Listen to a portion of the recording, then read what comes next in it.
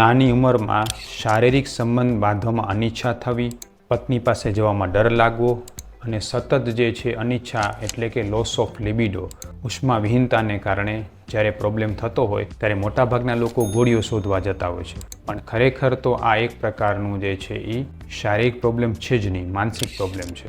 આજકાલના સોશિયલ મીડિયાના જમાનામાં વધુ પડતા સોશિયલ મીડિયાના ઉપયોગથી ડોપામાઇન બર્ન આઉટ થાય છે. એટલે શું? જે આપણા મગજમાં ડોપામાઇન બને છે એ આમાં સતત ખર્ચાઈ જવાને કારણે એનો ઉપયોગ આ પ્રકારના જાતીય આવેગોમાં થતો નથી હોતો. જેવી રીતે તમે કારમાં લાઇટ ચાલુ રાખો કે મ્યુઝિક સિસ્ટમ ઓન રાખો અને કાર બંધ હોય ત્યારે ધીરે ધીરે બેટરી ઓછી થતી જાય છે અને પછી સેલ લાગતો નથી, બસ આવું જ કંઈક આ ડોપામાઇન બર્નઆઉટમાં થાય છે.